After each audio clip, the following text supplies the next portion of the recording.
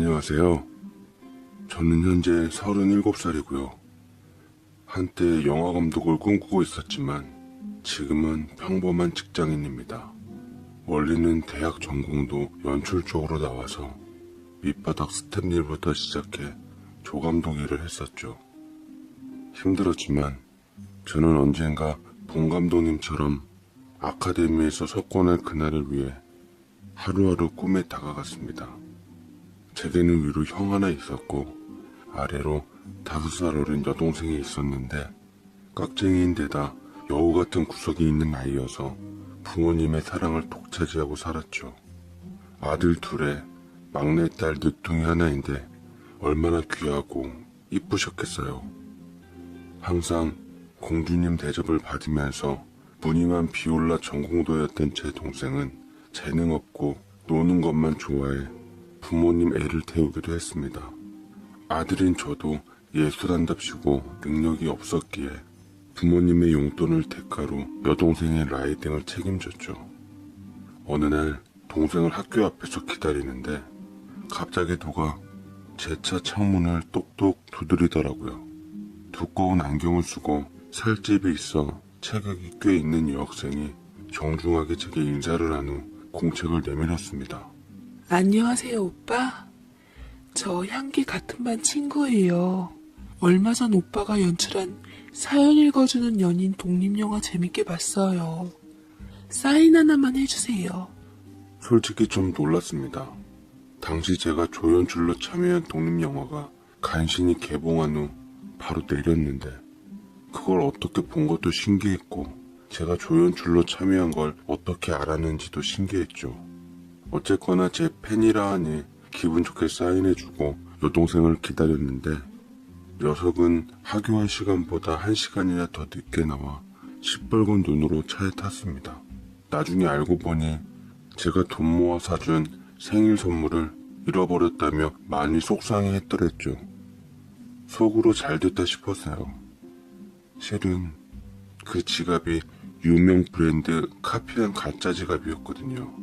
어쨌거나 동생은 그의 대학 입시에 실패했고 외국으로 바로 유학 갔습니다. 그 뒤부터 라이딩에서 해방되어 저도 제 삶을 누릴 수 있었고 아버지 몰래 어머니가 챙겨주신 용돈으로 살림에 보탰었죠. 하지만 10년쯤 지나니 현실이 보이더군요. 영화 감독의 길은 생각보다 더 멀고도 험했습니다. 볕들 날 없이 매번 조연출만 하는 삶이 힘들기도 했고 궁핍함에 사는 게 아니었습니다. 부모님 잔소리 듣기도 미안하고 민망하고 딱 이번 작품만 끝으로 제 일을 그만두고 더 나이 먹기 전에 취직 자리를 알아보기로 했습니다. 법률을 다룬 소재인 영화라 변호사 사무실을 섭외해야만 했는데 나중에 촬영이 끝난 후 담당자 여자에게 감독님 대신 감사하다는 인사를 드렸죠. 그러자 제게 명함 한 장을 내밀더라고요. 저도 사실은 변호사예요. 시험 합격한 지 얼마 안 돼서 로펌 입사 앞두고 경험 좀 쌓을 겸 선배 밑에서 일하고 있네요. 참, 영화 며칠 날에 개봉한다고 하셨죠? 기대할게요. 라고 웃으며 얘기하는데 이상하게 그날따라 심장이 두근거리기 시작했습니다. 하도 연애를 안 하다 보니 별 의미 아닌 것에도 설레는 게 이상하게 느낌이 좋아 저는 강수진이라는 이름을 알아두고 명함을 소중하게 넣었습니다. 나중에 영화 개봉한 후 구실로 한번 연락해 봐야겠다 생각했는데 며칠 지나자 그 여자한테서 거짓말처럼 먼저 연락이 왔더라고요. 저 감독님이 연출한 사연 읽어주는 연인이란 영화 봤는데 너무 감명 깊었어요. 이 영화에 대해서 혹시 괜찮으면 해석에 대해 대화 좀 나눌 수 있을까요? 저는 잘됐다 싶어 바쁜 시간에도 불구하고 그녀를 만날 짬을 내었습니다. 근데 약속한 당일 촬영이 많이 지연돼서 새벽이 끝나고 말아 약속을 못 지킬 것 같다고 다음에 보자고 했는데 그녀가 굳이 제 촬영 장소 근처까지 찾아와 절 기다리고 있었나요? 그녀는 제가 밥을 못 먹었을까봐 도시락까지 사왔는데 이렇게 배려심 넘치고 절 생각해주는 여자에게 전 단번에 빠져들고 말았고 촬영이 끝난 후 저는 매일같이 그녀와 시간을 보내며 연인이 되었습니다. 고급스러운 외모처럼 집안 또한 부유했던 그녀는 원래 판사 출신 변호사 아버지로 인해 로펌에 들어가려고 했지만 어려운 사람들 돕겠다는 생각 또한 갖고 있어 사무실을 오픈했다 하더라고요. 그곳엔 항상 빼곡하게 온갖 농작물들과 음료수 간식들이 푸짐하게 있었습니다. 자기야, 이거 좀 갖고 가서 부모님 드려. 다 직접 농사 지으신 거래. 어르신들이 이번에 재판 승소하게 해줘서 고맙다고 선임비 못 주는 대신 가져오신 거라고 하더라고. 다들 어려우신 형편이어서 안 그러셔도 되는데 정이 많으시네. 라는데 괜시리 그녀의 훈훈함에 감동이 밀려오더라고요. 이런 여자라면 내가 한평생 같이 살아도 좋겠다 싶을 정도로 그녀가 욕심이 났지만 제가 당시에 꼴이 변변치 않아서 청혼을 차일피일 미루고 있을 때 당찬 그녀가 제게 먼저 프로포즈를 했습니다. 나랑 결혼해 줄래, 자기야? 나는 자기가 하고 싶은 일 하면서 살았으면 좋겠어. 돈은 내가 벌 테니까 자기는 그냥 영화일 계속해. 당신이 언젠간 성공할 줄 난 믿어. 저보다 5살이나 어리면서 어쩌면 하는 위로마다 다 주옥 같고 마음에 와닿는지 때로는 어머니 이상으로 의지가 되더라고요. 저는 부모님께 결혼하고 싶은 여자가 생겼다고 소개했고 변호사라 하니 처음에는 제가 경제적인 문제 때문에 무시당하고 살까봐 걱정이 대단히셨지만 곧 찾아온 그녀의 성품에 부모님 역시 반하고 마셨답니다.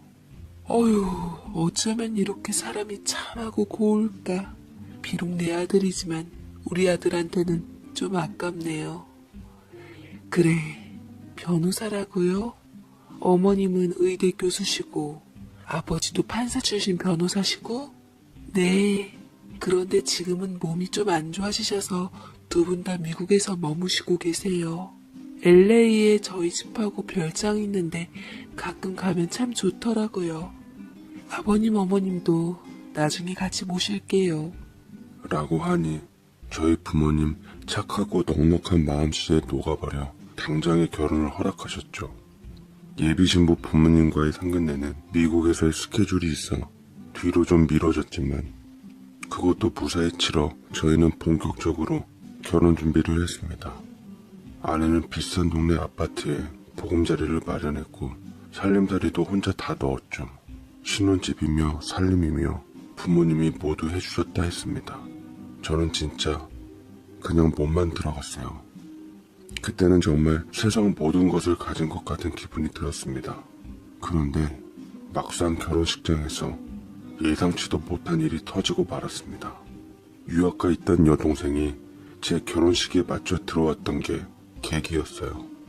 결혼식 전날 캐리어에 짐을 싣고 와서는 이팔 청춘 애교를 보이며 아빠, 엄마, 나 이제 우리나라에 정착하려고. 원래 그곳 남자랑 결혼하려 했는데 역시 나랑은 안 맞는 것 같아. 우리나라 사람이랑 결혼해서 엄마 아빠 곁에 살 거예요. 간만에 식구가 다 모이니 좋았고 부모님께서 안심하시는 모습을 보니 저도 좋았습니다. 그런데 여동생의 존재가 제 인생을 뒤틀을 줄은 상상도 못했어요. 결혼식장에 와서 신부 대기실로 들어가는데 제 아내 될 사람을 삐딱하게 보며 진짜 영화에서나 나올 법한 못된 시누이 노릇을 하려고 들더라고요. 언니네 집이 그렇게 대단하시다면서요? 내 친구들도 대단한 집 애들 많은데 하나같이 시댁이랑 남편 무서운 줄 알고 떠받들면서 살아요. 괜히 우리 집안 무시했다간 나 가만 안 있어요. 라고 엄포부터 뒀는데 제 아내는 눈 하나 깜짝 않고 이미 동생의 반응을 예상했던 듯 미소 지으며 아가씨 뜻 잘 알겠다고 응수했습니다. 둘이 나란히 보니 확연히 정신 연령 차이가 나더라고요. 여동생 바라기였던 부모님께서 지 새언니 반만 따라가면 좋겠다며 말씀하실 정도면 말 다 했던 거죠. 제가 아내를 위해서 준비했던 축가를 부르자 아내 역시 저를 위해서 깜짝 비올라 연주를 해주었는데 와, 전혀 알지 못했던 수준급 연주 실력에 하객들은 환호성을 절로 쳤습니다. 그런데 그때부터 동생이 이상한 낌새를 느꼈던 것 같습니다. 결혼식이 끝난 후 신혼여행 다녀오자마자 여동생은 제 와이프를 탐색하기 시작했어요. 언니, 그때 보니까 비올라 연주가 수준급이던데 언제 배운 거예요? 법대 나온 사람 치고는 무슨 음대 나온 사람 마냥 해서 하객들 다 깜짝 놀랐잖아요. 변호사 되려면 공부할 시간도 빠듯했을 텐데 대단하네요. 네, 공부하면서 유일한 탈출구가 비올라였어요. 아가씨도 비올라 전공하셨다면서요. 나중에 저 레슨 좀 해주세요. 레슨비는 잘 드릴게요. 그보다 그때 엄마한테 늦자니까 케이드 법대 나오셨다고 하던데 그럼 몇 학번이에요? 제 친구 남편도 변호사이고 케이드 법대 나왔다는데 언니 이름은 잘 모르더라고요. 이름 개명했어요. 안 좋다고 해서요. 또 제가 주민등록증에 생일이 빨라서 한 학번 위예요. 강은아라고 하면 알 거예요. 라고 굳은 채 말하는데 저는 아내를 무심코 쳐다보았습니다. 강은하라는 이름은 사실 아내를 맨 처음 만났던 변호사 사무실의 메인 변호사 이름이었거든요. 그럼 어떻게 된 거지? 그때 당시 선배라고 했었는데 선후배 간에 이름이 똑같았던 건가 신기했죠. 아내한테 정말 그런 거냐고 처음 알았다고 하자 무심코 아내가 입을 열더라고요. 사실은 나 한국에 있는 법대 안 나왔어. 미국에 있는 로스쿨 나와서 변호사 자격증 받고 한국에 온 거야. 그냥 옛날 분들은 미국에서 변호사 자격증 받았다는 것보다 한국에서 40 패스한 걸 더 우위로 삼으시잖아? 더 좋게 보이려고 그런 거지. 별 뜻은 없었어. 라고 아내는 말했고 저는 잠시 이상한 낌새를 느꼈지만 이 이상 딴지 걸진 않았습니다. 아내는 그 이후로 제게 더 잘하려고 노력했어요. 요새 변호사 수입도 예전 같지 않은 데다 아내는 무료 변호를 많이 맡아서 더 힘들 텐데 제게 용돈 치고는 큰 돈을 척척 쥐어주었습니다. 하면서 내가 돈 열심히 모아서 당신 영화에 투자할 테니까 감독으로서 역량 잘 다져놔. 내가 당신 믿는 거 알지? 라는 예쁜 말을 해주는데 어떻게 이런 아내를 사랑하지 않을 수가 있단 말입니까? 저 스스로도 복 터진 남자로 생각했어요.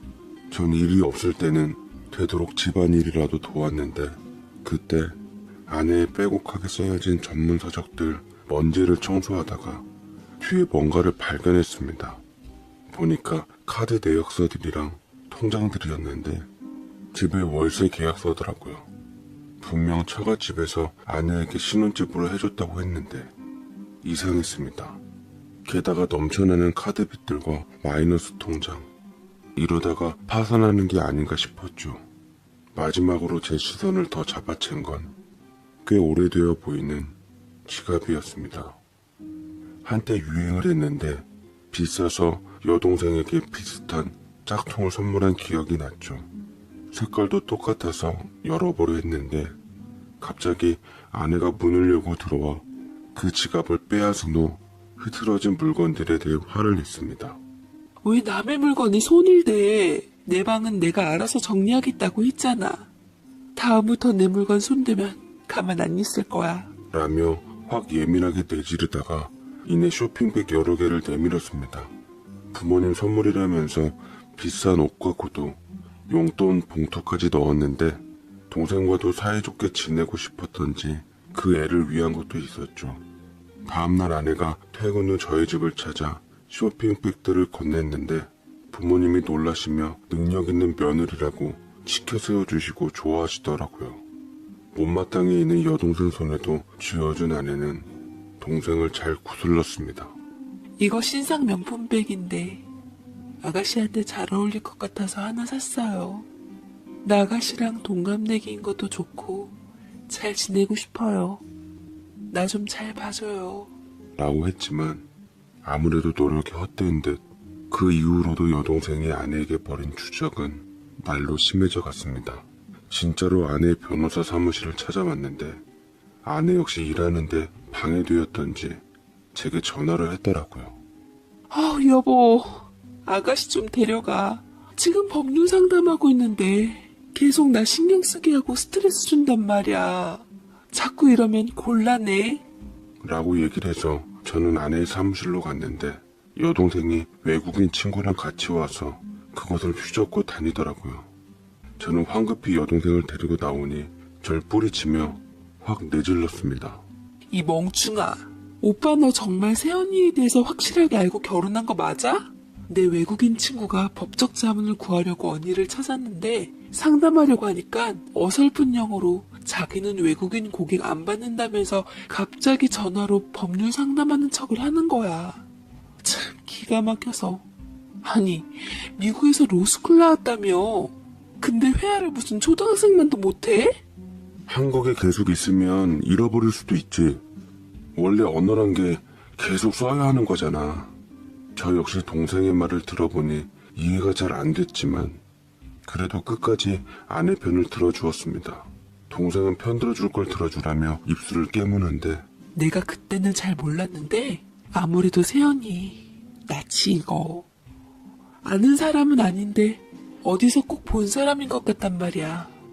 느낌이 좋질 않아. 이따 엄마가 몸이 안 좋아서 S대 병원 간다는데 간 김에 좀 알아보고 오랬어. 이렇게 조금만 조사하면 나올걸. 아님 이 여자도 옛날에 걔처럼 허언증인가? 라고 하는데 당초에 못 알아들을 말을 하더라고요. 동생은 제가 뭐라 할 것도 없이 바쁘게 어머니 올 시간을 맞춰 집으로 갔는데 자가인 줄 알았던 신혼집 월세 생각이 나면서 미심쩍어 같이 가보기로 했습니다. 그렇지만 행여 아내의 거짓말이 사실일까봐 내심 겁먹은 건 저였습니다. 그런데 돌아온 어머니께서 웃으시면서 내가 그 병원 오래된 교수님께 다 물어봤는데 맞다더라. 청첩장에 써있는 우리 사돈인 윤정자 교수님 잘 아시고 그 남편도 판사 출신 변호사 맞으시대. 무남동녀 외동딸인 강수진이 변호사라는 것까지 말씀 주셔서 얼마나 고맙던지. 우리 아들 결혼식에 왔다면서 나도 봤다고 하셔서 치료도 더 잘해주시더라. 우리 며느리 내가 다 보장하니까 이제 그만 의심 좀 해. 이러니 네가 시집을 못 가는 거야. 하시며 어머니께서 증언을 해주시니 여동생은 그제서야 얼굴이 붉어지며 어쩔 줄 몰라 했네요.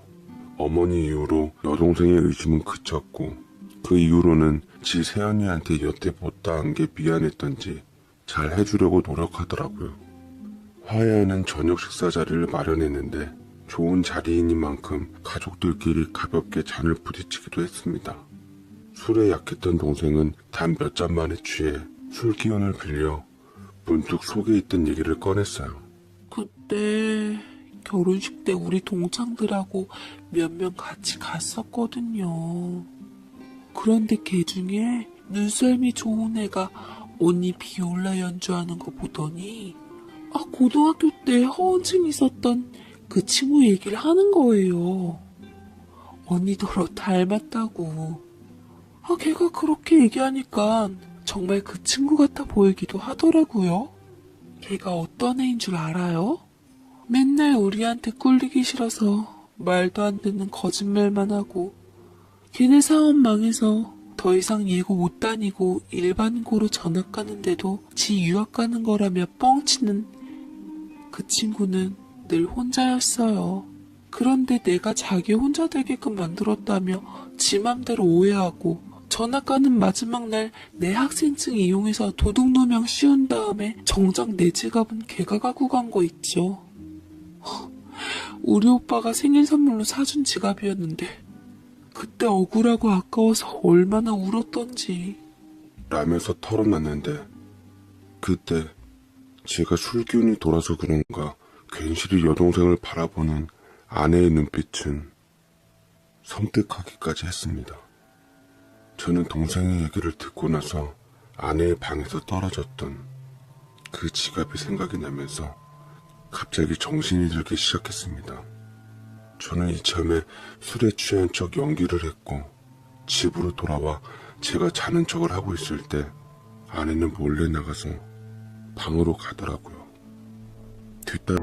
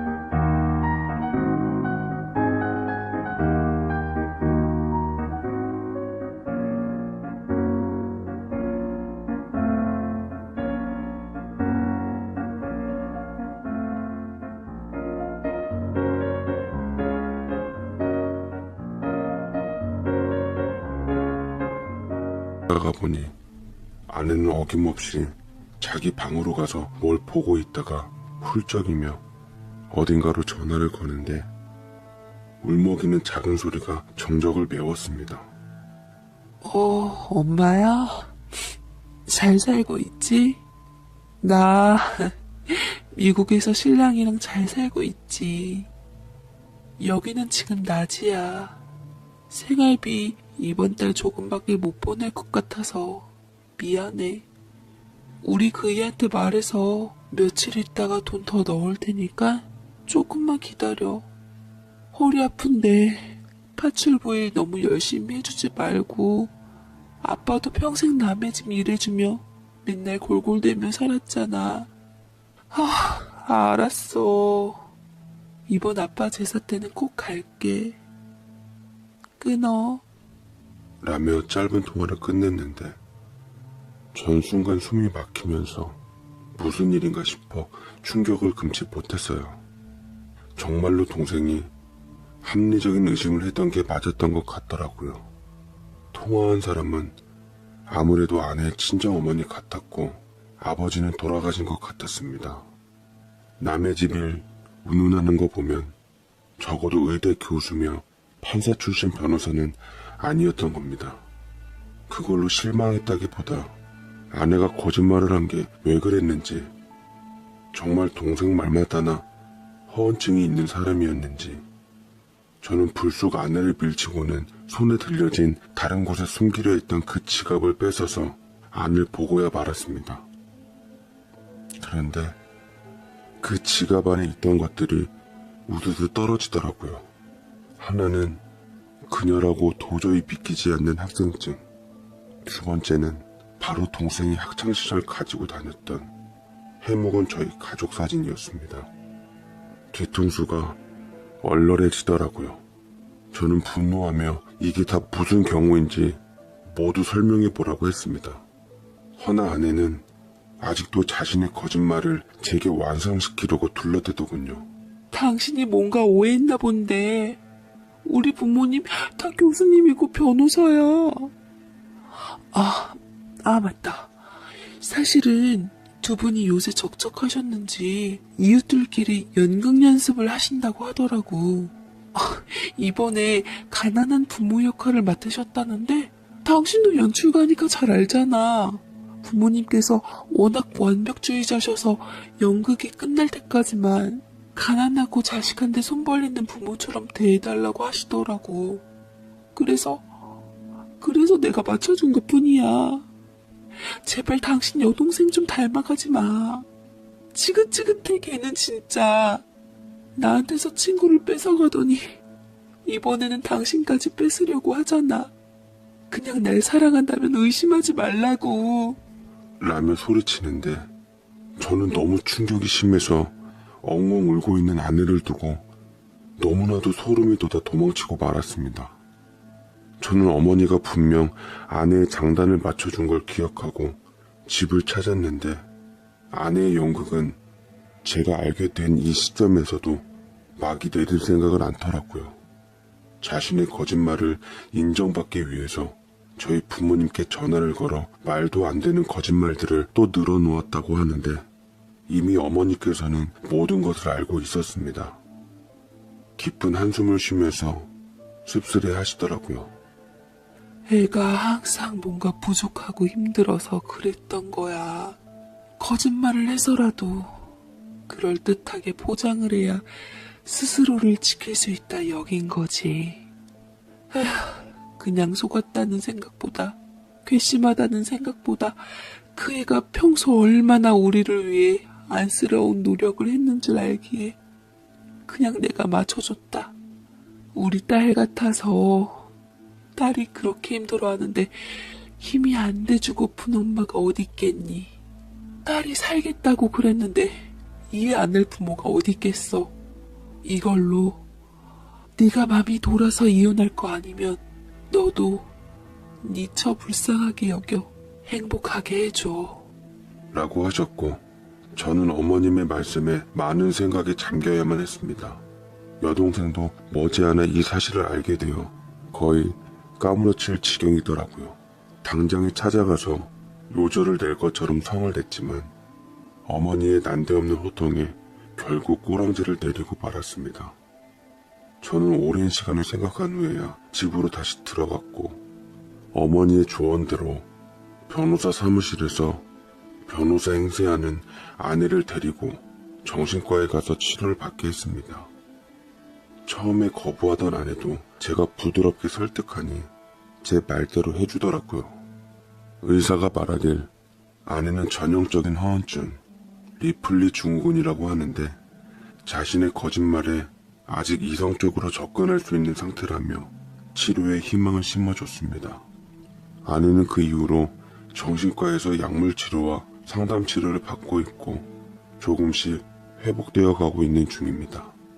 얼마 전에는 아내의 진짜 친정 어머니도 배웠고 사위로서 제사에도 모습을 드러냈어요. 장모님께서는 사회적으로 명망 있는 분은 아니셨지만 아내에게 따뜻한 웃음을 불려주신 좋은 분이시더라고요. 저는 신혼집 월세를 빼서 부모님 도움으로 경기도 외곽의 아파트를 마련했고 치료를 위해 장모님이 당분간 아내와 함께 있기로 했습니다. 저희 집에서도 하루가 다르게 회복하는 아내를 기특하다 여기시며 조심스럽게 응원해주고 있습니다. 저는 영화사를 나와 취직을 해서 경제활동을 시작했고 치료비와 생활비를 벌기 시작했네요. 여동생은 대세에 따르며 제 아내와 화해하는 척을 했지만 여전히 꺼림칙했던지 10몇 년 만에 돌려받은 지갑을 휴지통에 버리고는 지갑 다시 보니 짝퉁이더라. 오빠랑 쟤랑 아주 찰떡이다. 거짓 인생 살았으니 반성하고 이제부턴 스스로에게 솔직한 인생 살아. 나중에 조카에게 허언증 부모라고 낙인 찍히고 싶지 않으면. 저는 지갑을 주워 지갑 속 안에 그녀의 학생증을 보았습니다. 가만 보며 기억을 더듬으니 제 차에 먼저 창문을 두드리며 제게 첫 사연을 받아간 여학생이 바로 아내더라고요. 아내에게 생각난 김에 얘기를 했더니만 아내는 무안한 건지 그 얘기는 일절 대답하지 않았습니다. 딱 보니 아내가 그때부터 절 마음에 담아둔 것 같다는 생각이 들어 그걸로 장난삼아 놀리기도 했어요. 저는 앞으로 아내를 사랑한다는 그 말에 빠지려고요. 제 말이 거짓말일지 참일지는 아내에게 달려있고 아내는 더 이상 거짓말을 안 하려고 노력합니다. 비록 남들보단 시간이 좀 걸리겠지만 우리가 서로 사랑하는 마음으로 한 걸음씩 노력한다면 행복이라는 정점에 도착하리라 믿습니다. 오늘따라 맞잡은 아내의 손이 제 마음처럼 참